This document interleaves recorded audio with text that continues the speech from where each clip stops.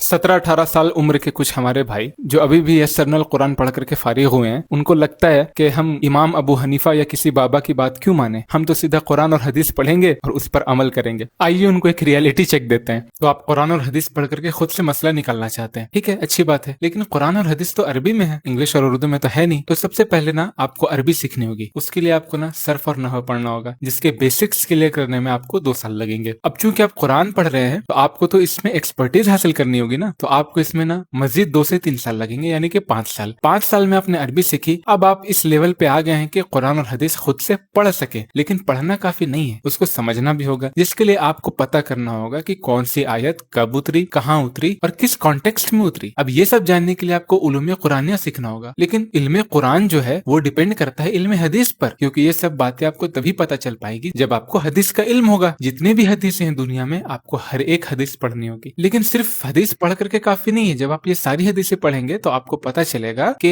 हदीसों की भी टाइप्स होती हैं। कोई हदीस सही होती है, कोई हदीस हसन होती है, कोई हदीस मौजू तक होती है, कोई हदीस ज़ईफ होती है। तो जो हदीस की कैटेगरीज हैं, इसको जानने के लिए आपको इल्म हदीस सीखना होगा। मगर एक मिनट, इल्म हदीस तो पूरी तरह से डिपेंडेंट है इल्मुर रिजाल पे। अब मान लीजिए आपको इल्मुर रिजाल भी आ गया, इल्म हदीस भी आ गया, इल्म कुरान भी आ गया, लेकिन जब आप मसला निकालने के लिए हदीस और कुरान की तरफ जाएंगे तो आपको पता चलेगा कि 2 हदीसें हैं, दोनों सही हैं, लेकिन दोनों एक दूसरे से टकराती हुई मालूम होती हैं। अब इन दोनों हदीस में से मुझे किस हदीस को लेना है, इसको जानने के लिए आपको उसूल फिक्र सीखना पड़ेगा। तो कुल मिलाकर के ये सब इल्म सीखने के लिए आपको टोटल 30 से 40 साल का अरसा लगेगा। मगर मेरे भाई, इतना कुछ करने के बाद भी आप इमाम अबू हनीफा के लेवल को मैच नहीं कर सकते। पता है क्यों? क्योंकि इमाम अबू हनीफा सहाबी से मिले, वो उन्होंने सहाबा से इल्म हासिल किया। वो सहाबा को देख रहे थे कि सहाबा नमाज कैसे पढ़ते हैं, सहाबा वुजू कैसे करते हैं, सहाबा क्या खाते हैं, क्या नहीं खाते हैं। आपके पास तो वो एक्सेस है नहीं, क्योंकि जब इमाम शाफई जैसे इमाम, उन्होंने कहा है कि इंसान इल्म फिक्र सीखने यानी कुरान का कानून सीखने के लिए इमाम अबू हनीफा का मोहताज है,